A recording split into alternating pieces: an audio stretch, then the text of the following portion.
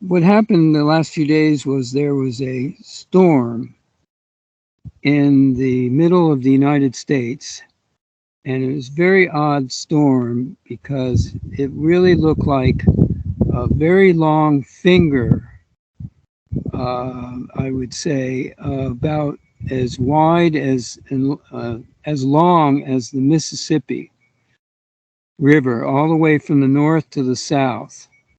But it came from Texas and the plains and moved east very, very quickly and swept across with some tornadoes, etc., and went all the way to the Florida and up to uh, New England and Washington, D.C., which has been the scene of a lot of political hoopla recently. And the oil industry, being in Texas and Oklahoma, got worst hit by this wave. It's like a wave is actually what it really looked like, very clearly. Very tight with very red, a whole red inside it. So anyway, that was the event. And after it, behind it, that is, like especially in the north, there was an extreme amount of cold and snow. So much so, the announcer said on the news that we're all shoveling. We'll be shoveling. And the joke I got was shoveling, S-H-I-T. Now, I had an experience about 3 days ago, I guess, or something like that, which was a dream vision. And in it, I think I could say I was in a kind of a car, but it could have also been something like a scooter or an air flying vehicle that was above the ocean and kind of swooping in an arc. And I was the driver. And there were others, I think, in the small car or vehicle or whatever. And I was skirting the waves or riding on the waves, some such, not sure, I was kind of floating above, so to speak. And then I turned an arc and was coming down over the land. And I know that there were some ekis either with me or had joined me that I was familiar with. And one of them was a friend from Oregon, who I've known a long time. And there was some things I didn't quite pick up or write down or gather that was being shared about what either I'm doing or is happening. Either one, it's not necessarily a personal thing. And so I had this sense of very clearly being with them, and this friend speaking to me. And she was someone I knew in Arizona with a very, very good group of people at the time, very loyal and honest, sweet, and true-hearted, I would say, at the time, and still, although they also have been continuing. And as an example, someone I played music with who was from California, Ojai, he and I used to play music together. And we played in Arizona at one of these events and so forth. And then that's another story a little bit, but he kind of joked about some of the music I was writing. I was writing this blues about it's hard being in 5 bodies at a time. Thought it was funny, but for some reason, my later communications with him, he would not and has not responded, as you would think an old friend would. So it's strange, but it does have something to do with probably with the Eckankar situation.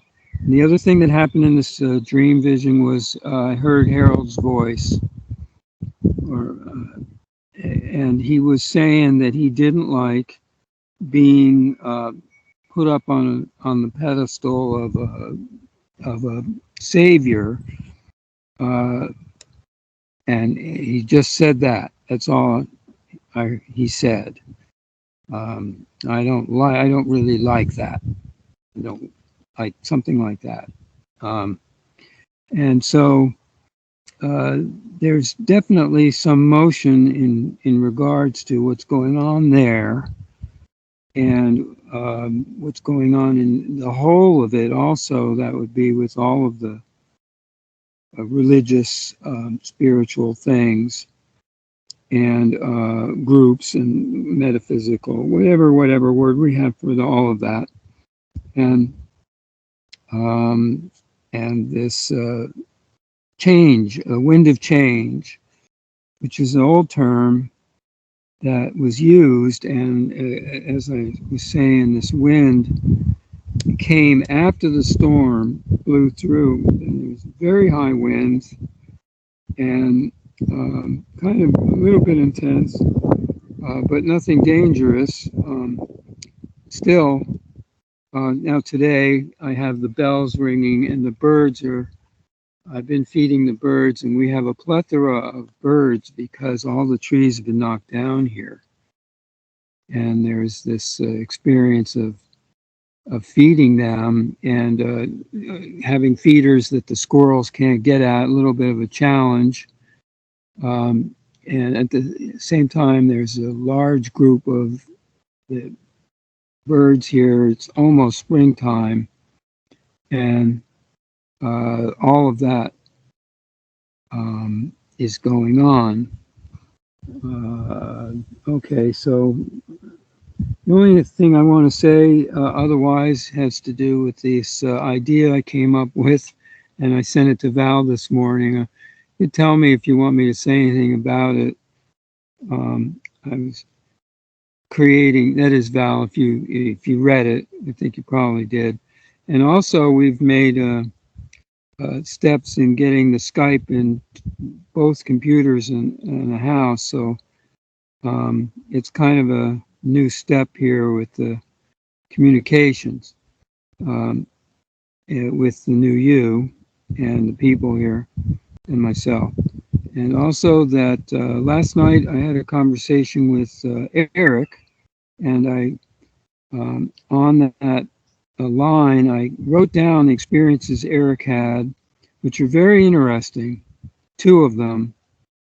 And I think that would be something to acknowledge even more than the fact that I think they're going to send it on to Kevin. But very, very good experience and related experience that Eric shared. Because he wanted to get some kind of idea what it was about. There was the hot dog dream, and I called it the Bellgate. Wait a minute. There were 2 dreams. There was the hot dog dream, and then there was what I called the Bellgate, Bellgates related vision, and his experiences that he's had with him, but also something up to date about SKYPE, and something that happened about actually creating or getting the power to create, or was being offered to Eric, and the ultimate power, and then you can join us. He was recognizing the dark forces, let's say, at work in this communication. So that's a real interesting one that's there for people to listen to, I think. And that's what happened last night. So it seems like it's pretty active condition right now, and I'm looking at that through the whole month and next month, especially very much of new movements or large-scale adjustments or other um, new avenues, let's say, all three of those things. And so we should really try and get, with it as part of the wake-up call for everybody and what we're doing as much as possible and stay on the alert, if you will, and or just on the process, one step at a time. I got it. Yeah. Sometimes I can hear Dwayne saying things, thinking things, such, you know what I mean? And others, actually, in fact. And it's a really interesting thing to do. It's not invading the thoughts. It's being aware of the things that are being communicated or shared or presented or positions that are being taken. And it's very useful and important. It's not something we want to ignore because it's part of our talents and capacities that we're adapting and utilizing with the new you and the real awareness. So I think that's pretty much it to share. I was declaring this these are the Real Independence Days, and that came from Kevin, the birth date that was given to me of Eric's July 4th, which has to do with the, Independence Day in America. But in another thing that's going on is the rump man wants to declare his own birthday a holiday. And I mean, it is astounding amount of self-convinced behavior. And what he really wants to say is, I want that date to be celebrated as Independence Day, as the real American day of celebration, because it's that much of selfishness and assertion going on.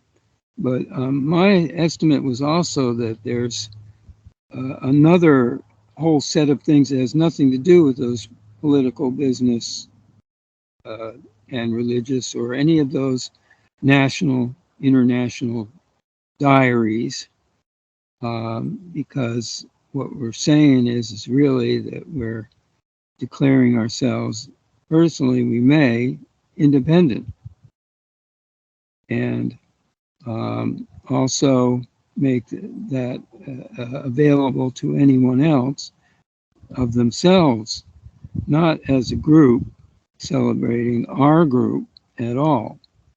And that's part of that context.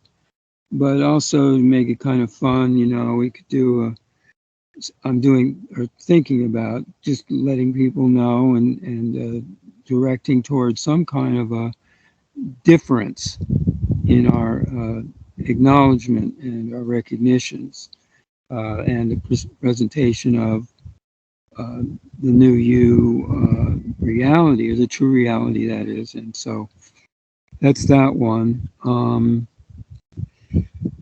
The thing I related that I thought of while I was saying that, this last one, was about, I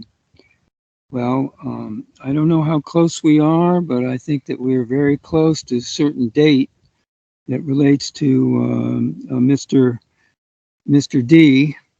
And it's not that that's necessary as a acknowledgement, but I would like to say that this year and this month in particular is dynamic in relation to that and this, and it's been very difficult the last couple of years.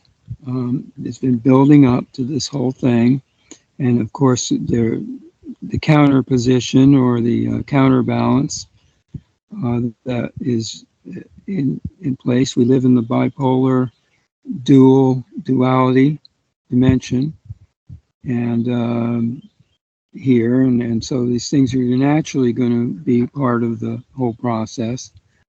And I'm wondering, we're all wondering in both senses where that's going and where this is going, naturally, because it's all an unfolding thing that could go any number of ways and so forth, and is always, in each new day is a totally new moment of, I'm thinking of the word retribution, but it's not right. But in some ways, there's always it's a cause and effect world, and we do get receivings as much as we get causes and effects, and or what have you. It's just words, but they're relative to what's really going on, and it definitely relates also to the nationalities that are here with us, and in our, let's say, our own nations, in our own universes that each of us has and is. Wow, it really went on there. Slap me around, Val. Thanks, Peter. Thanks. Okay. Peter, real fast here. So last night you came on with Eric, and so how was that? Yeah, that's what I was speaking about. Oh, okay. With his dream stories, it was really good, and his two dream stories were really excellent, super good, and he spoke them and shared them very, very well. He's he has an ability there, and he's articulate that way, it looks like, and I didn't know that. So now I see where there's a recognition that you made with him, and a purpose, really good purpose there. And also, there's stuff about the gaming and other possible avenues of approach, or areas that are, of course, going on in the computer world, in the physical world, and in the psychic, or related dimension. So he recorded it, and I made sure that he got it.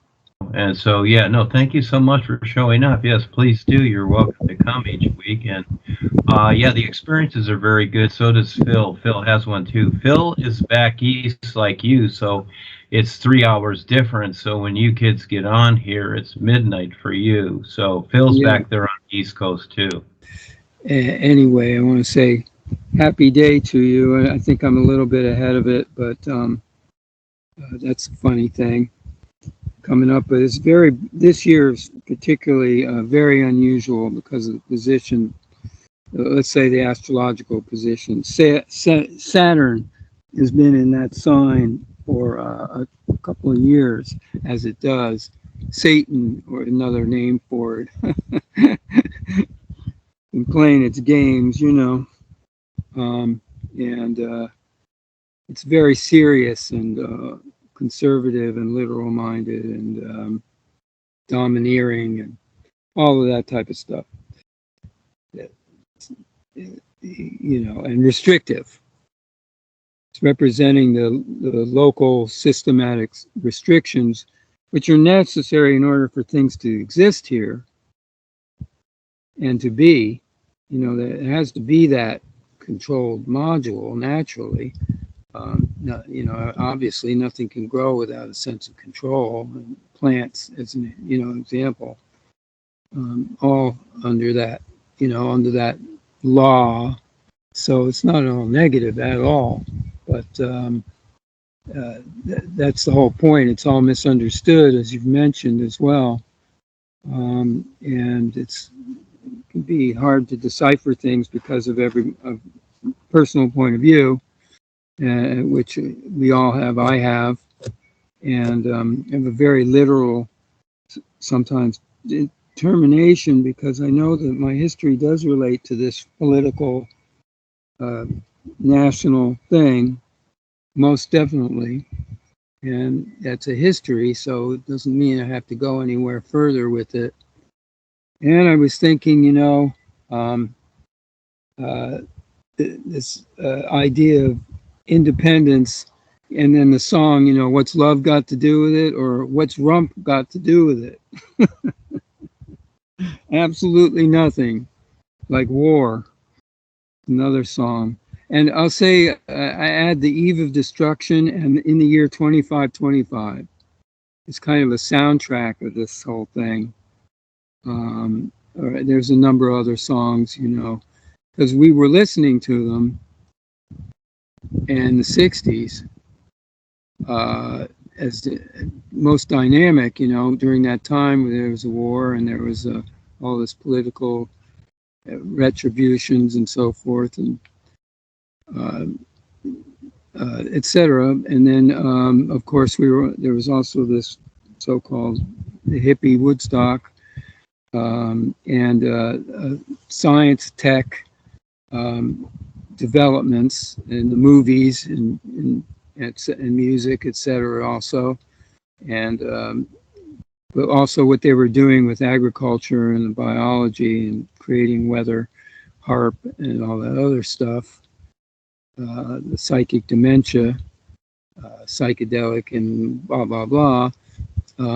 That was used as a control mechanism. And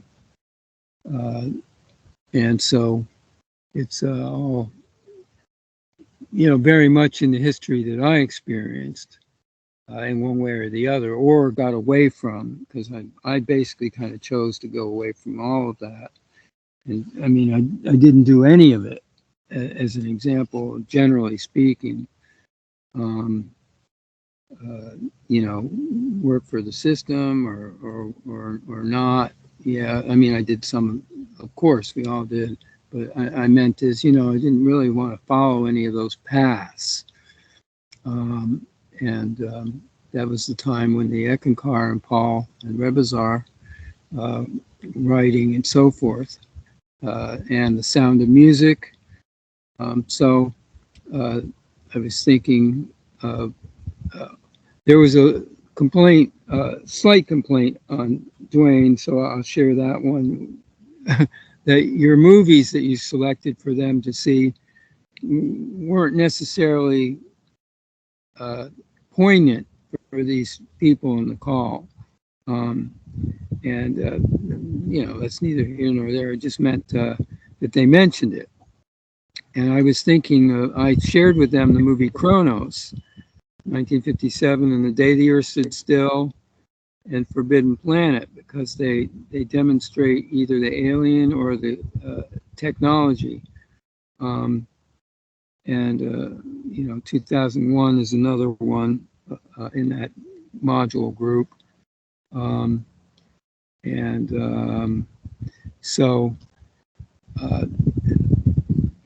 Not that those are any better than Minority Report or others you've shared. But, there's kind of these movies that are very definitive. That one with Al Pacino and the devil, I forgot the name of it, but it's one that DUANE's mentioned quite a few times. So Devil's Advocate. Also, yeah. The movies that I recommended to Eric, he misinterpreted and saw the wrong movies. Oh, yeah.